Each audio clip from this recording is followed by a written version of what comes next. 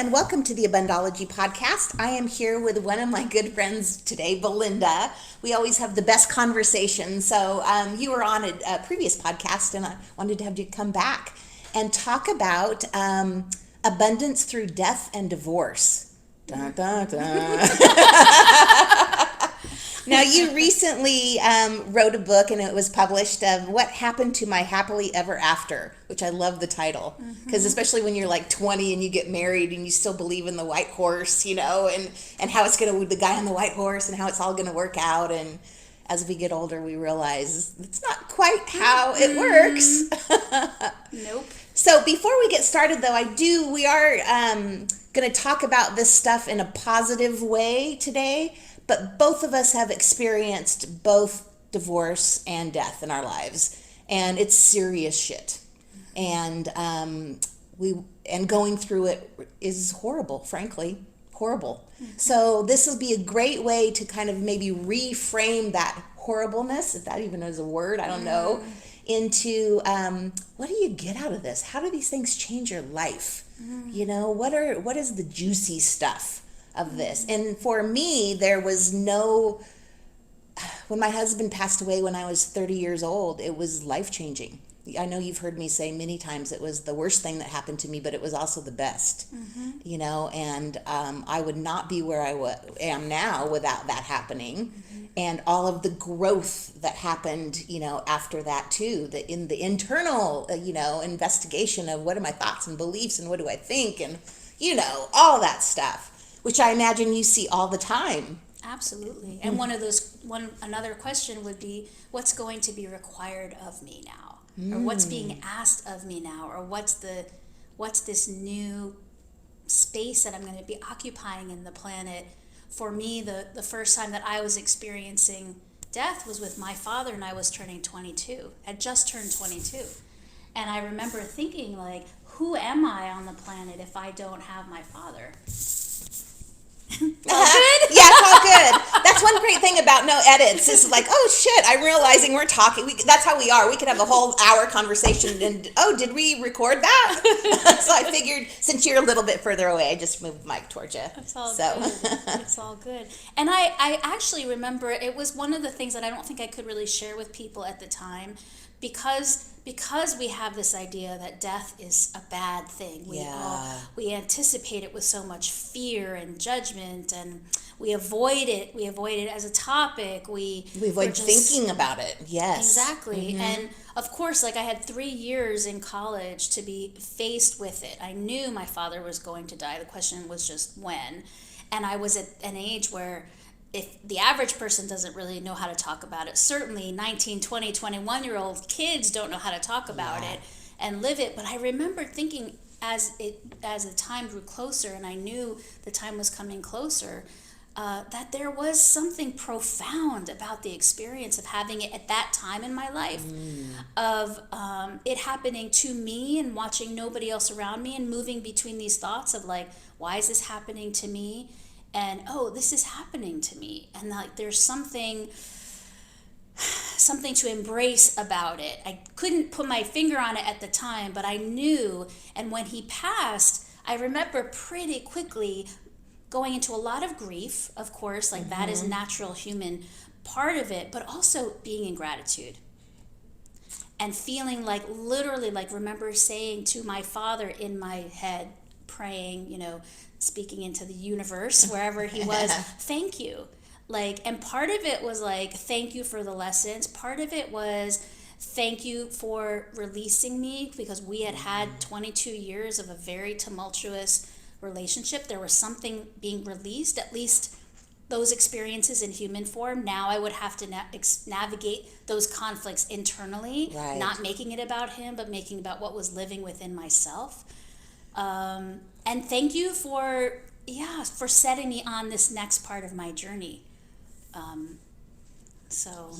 Profound. Very profound. And I remember at the time that my husband Larry passed, oh my gosh, you know, you're just like, am I ever going to make it through? Forget day by day. It was hour by hour, 5 minutes by 5 minutes, you're trying to get through the day.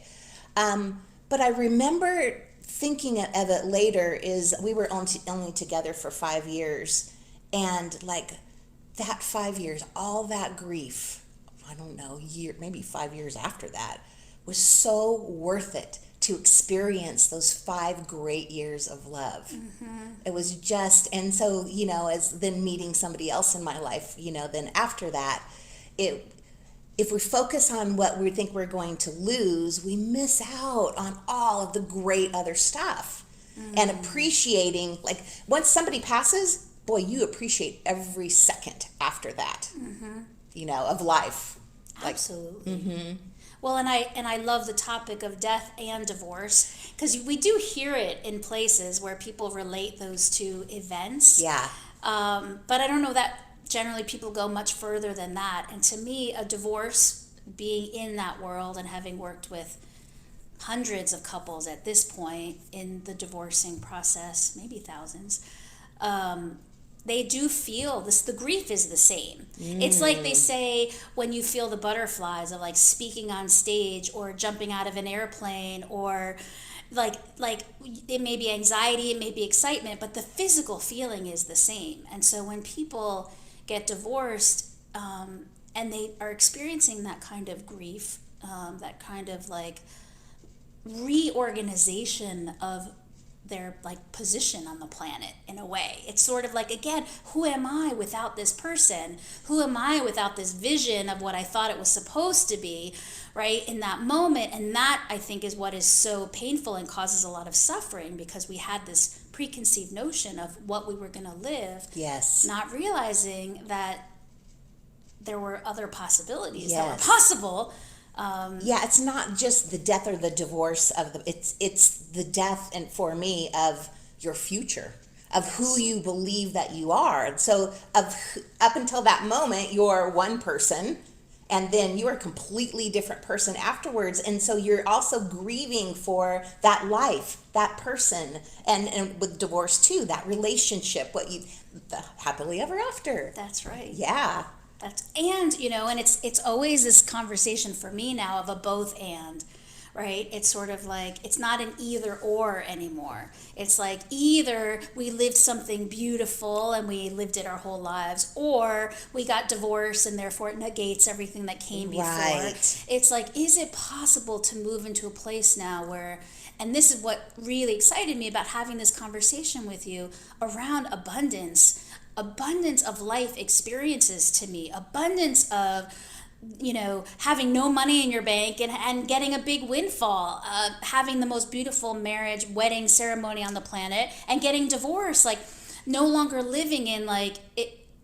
One has to negate the other, or one's better than the other. And you're bad or something's wrong if you don't have money or love, and you're great if you do. Right. It just doesn't work like that. Right. Yeah.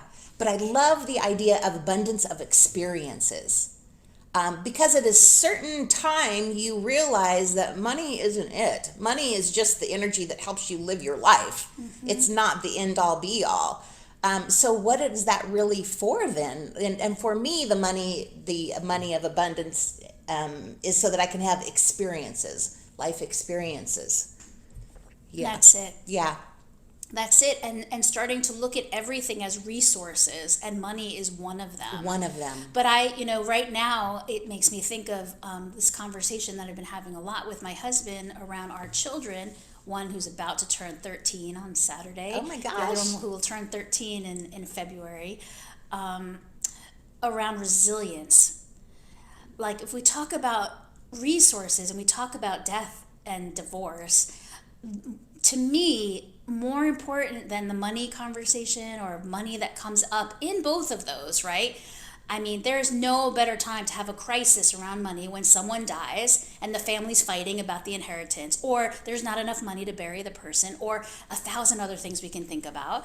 And in divorce, where literally I had clients who called me yesterday, and it's like, all they wanted to talk about was a couple $100 of like child support, right? And it was like, there's such a bigger picture. Your kid's 3. Like, there's at least 15 years of other conversations. It was like a huge conversation, but for them in this moment, it was a super narrow conversation because it was a fear trigger.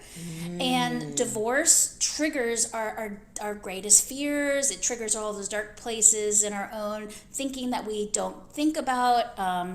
And like you said, reorganizing, rethinking who we are. Right.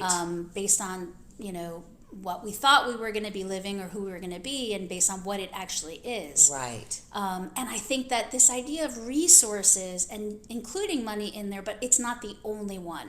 That I can see when I work with people, where in the moment, I can't help people to make more money. Right? Like, and it is a big part of a conversation around conflict. I'm working with a small school right now and a group of parents who aren't happy, and money is at the heart of it, but there's a much bigger conversation to be having. And my job is not to help them create more money in the moment. My job is to have a bigger conversation and recognize that resilience and the ability to co-create, the ability to think differently about something, the ability to come back from a setback, right? From, what do they say? Before every breakthrough, there's a breakdown, right? It's that Yes. ability, and that could possibly be a much greater resource than money. I don't think possibly. I think it absolutely is a much greater resource than money, because I think of going through that and thinking I can't even make it through a day.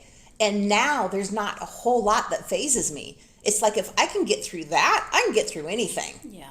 So if you've gone through any divorce, but especially a nasty divorce or a death, and you have made it through and you have come out the other side, your kid's screwing up or something else happened, a little car fender bender, it is no big deal. It puts everything really, I think, into perspective. Yes. Yeah.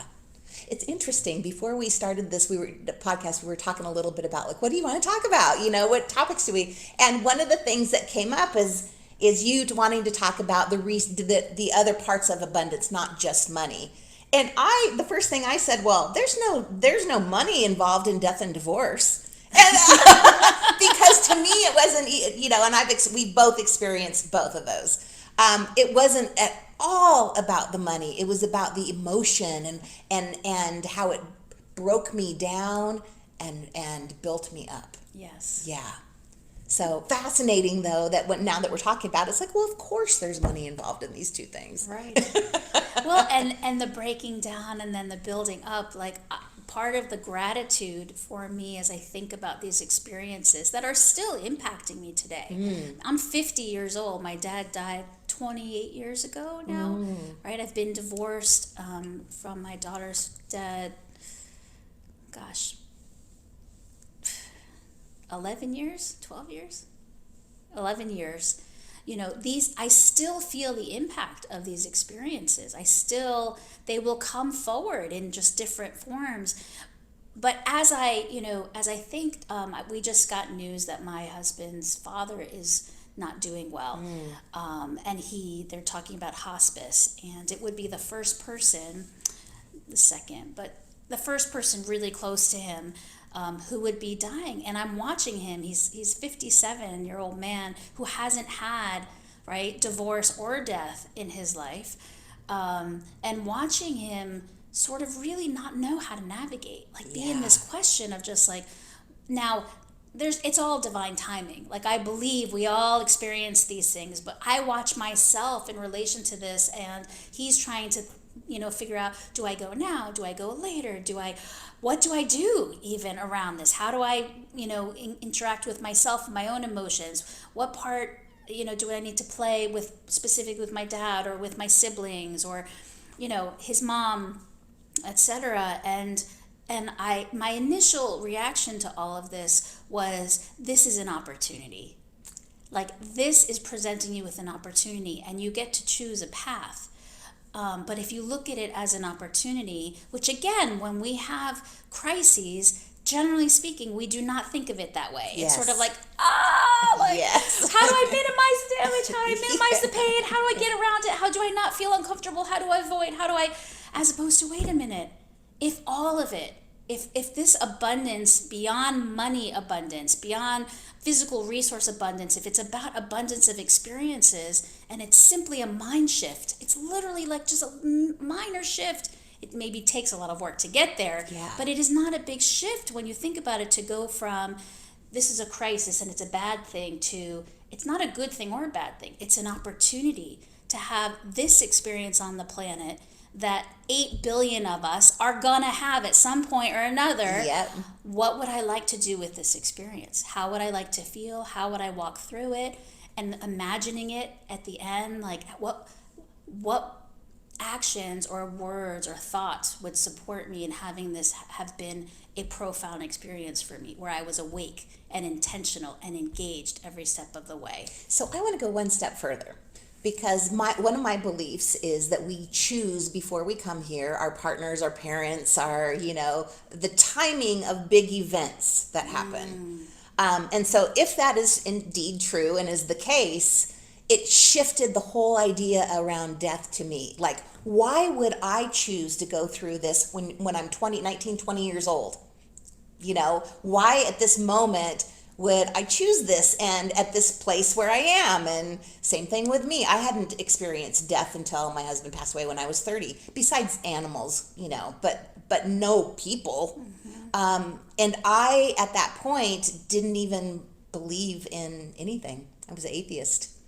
It's crazy now that I think back at it. It's like, oh my God. So thinking about how much that changes your complete life. Yeah. But it was the perfect time for me. As I'm looking back, like I was on one road going down it, with more money, bigger car, bigger house, fancy purse, all that meant nothing. And then in the big picture, this moment happens and I completely shift highways and I go down another one. What is the meaning of life? Is there life after death? How does this energy work? How do we communicate with the other side? Fascinating. And it was just right at that moment in my development. Yeah. And same with you. Yeah. Well, it makes me, I go back even a little bit earlier to, I remember my dad, when I was 13, was having open heart surgery. Oh, wow. And so in a way, he survived, obviously. But I can remember thinking, like, asking those questions, reading Are You There, God? It's Me, Margaret. At that time, it was like the same time. It was like, so what was the purpose? Why was this happening? It was very confusing time to me, especially because my relationship with my dad was confusing to me also with both of my parents. I didn't grow up in an environment. I had physical safety, right? Food, shelter, clothing, all the basic needs were met. As you say, the purse, the vacation, the this, the that. Like, was that really it? Or was it something? Yeah. Right? And again, it's a both and. Like, yes, there were great advantages to how I grew up. And I love this idea of just, it's not about, I don't think anything you and I talk about or how we work with clients is about a truth.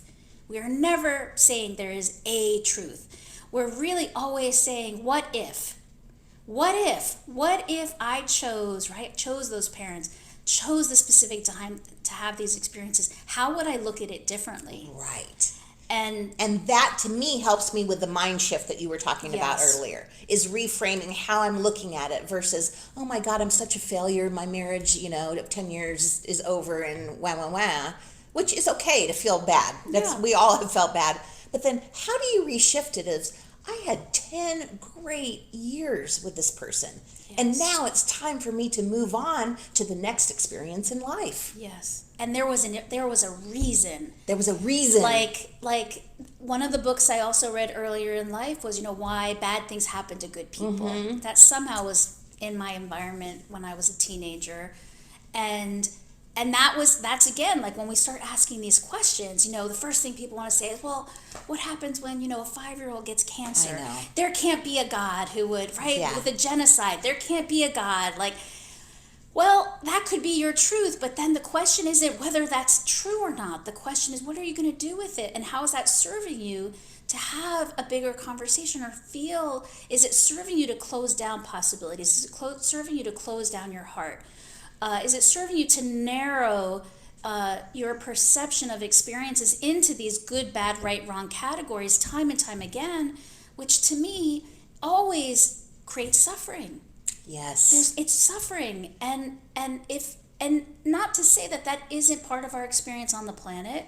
We're not judging. It's just, I think, why you and I are having these conversations now on a bigger platform, why people are starting to have these conversations now, is because for a long time, certainly my parents and grandparents, they didn't think they had a choice. It was like there was this programmed way, I think, for generations before of, life was suffering, and you were coming out from moments into moments of not suffering and then going back in. Religion taught us this, physical circumstances taught us this. I don't know. That was maybe just part of the trajectory of evolution on the planet. Yes. Right? Right. But now we're like in this gigantic waking up time of like, yes, that is one way to live on the planet. And it's not to say that when we are going through divorce or when somebody has just died, we're suffering. Like there is suffering in those moments, right? Absolutely. The question is just how long do we stay in that? And that I believe we have choice. And part of why people would even watch something like this, I think, is because they're seeking the different choices. They're wondering even, is it possible to see this differently? And they would only ask that question if they wanted it to be possible. Right. And we're saying, fuck yes. Not only is it possible, I feel like that's your responsibility to do during that circumstance. Not that there isn't time, and I want to say this again, where that you grieve and you feel it and you are in it and you're there. But at some point, you come through it on the other side. And we're talking about that point when you're on the other side and and maybe you're sick of wallowing in it then and you're ready to move on. Is when you reshape the thinking. And what are the values what is the value of grieving? Wow. Because you don't get it really that often in life. I mean, it's if we look at it like that, it's a big pile of shit sometimes, but boy, what a gift. Yeah. What a gift. I know that I would not be the person I am now without grief. Grief has shaped my life. Absolutely. Yeah. And I think why we don't necessarily, certainly as a culture in the U.S., give enough time or enough space for grieving is once again because we have negated that whole experience. Yes. It is a bad one, and we don't welcome in the grieving as part of the human experience. Yes. Because there is nothing. I mean, I've been to many funerals, sitting Shiva, right? In the Jewish religion, you sit with people who are the survivors of that death. And it is such a time of intimacy. It's a time of, I remember burying my dad and my mom, sister, and I. At some point, we were in the graveyard, and it was this beautiful little graveyard cemetery surrounded by trees, and it was in the summer, and all of a sudden it started to drizzle. And the trees started, and we all kind of like we were laughing and crying at the same time, like in that moment. And you had people who had the paradigm of like, this is serious, and like who we could feel the judgment, but for us it was like he was there. Like it was like, oh my gosh, you're here. And I think I remember my mom or sister, someone saying, he's having the final word in this moment, right? Of course. And it was like, it was a celebration. It was a closing. It's so many things. And if we are closed off to that, then one of my favorite lines is, it's a missed opportunity. Yes. It's simply a missed opportunity. You'll get it some other way, some other time. Maybe you'll choose differently then.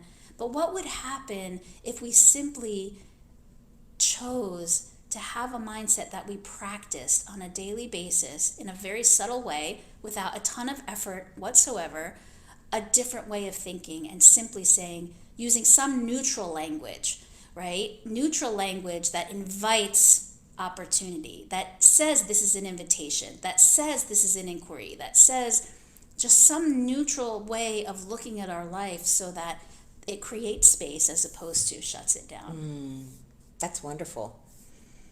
I do know on that same thought, or that same line of thinking, is when I am feeling angst of any kind, I do two things. I look at the situation. Do I need to change the situation? Most often than not, no. Most often than not, the other thought, do I need to change my thought about this, my thinking about this?